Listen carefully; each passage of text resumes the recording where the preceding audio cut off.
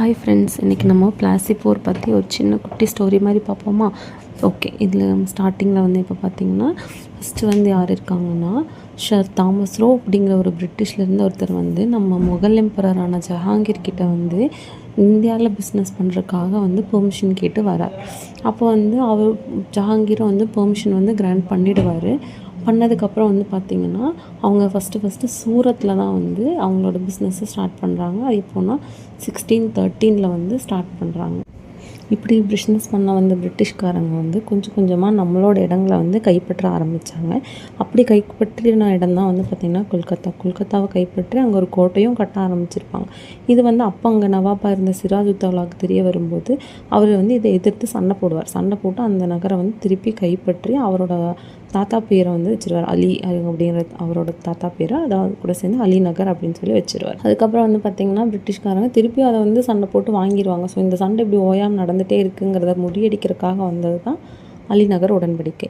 இது எப்போ போட்டிருப்பாங்கன்னா February 9, 1757 வந்து இந்த உடன்படிக்கை வந்து கையெழுத்து போட்டிருப்பாங்க. யாருன்னு பார்த்தீங்கன்னா சிராஜுத்தௌலாவும் ராபர்ட் கிளைவும் வந்துட்டு சைன் பண்ணியிருப்பாங்க. இதுக்கப்புறம் ஓகே அப்படின்னு சொல்லி ஸ்மூத்தாக தான் போயிட்டுருக்கு ஒரு 4 months. அதுக்கப்புறம் வந்துட்டு ஜூன் 23, 1757 தான் வந்து பிளாசி போர் அப்படிங்கிறது வந்து ஸ்டார்ட் ஆகுது. இது ஏன் வந்து நடந்துச்சு அப்படின்னு பார்த்தீங்கன்னா 1756 வந்து ஒரு விஷயம் நடந்திருக்கும். என்ன அப்படின்னு பார்த்திங்கன்னா இருட்டறை துயர சம்பவம் அப்படின்னு சொல்லி இது வந்து நடந்திருக்கும்.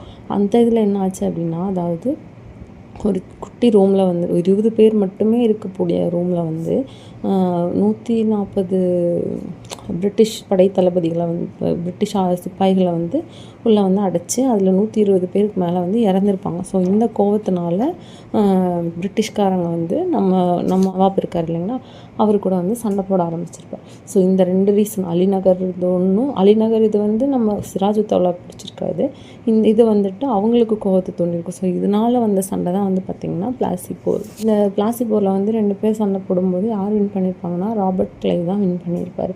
அவருமே எப்படி வின் பண்ணியிருப்பார், நேர்மையாக வின் பண்ணாரான்னு கேட்டால் கிடையாது.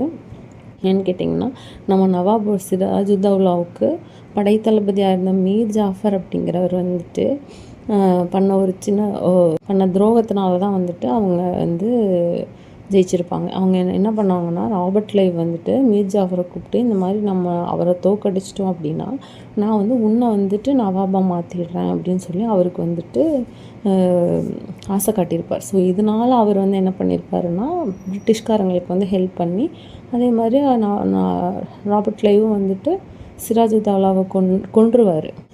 கொன்று கடைசியில் வந்துட்டு என்ன பண்ணுவாங்கன்னா மீர் ஜாஃபரே வந்துட்டு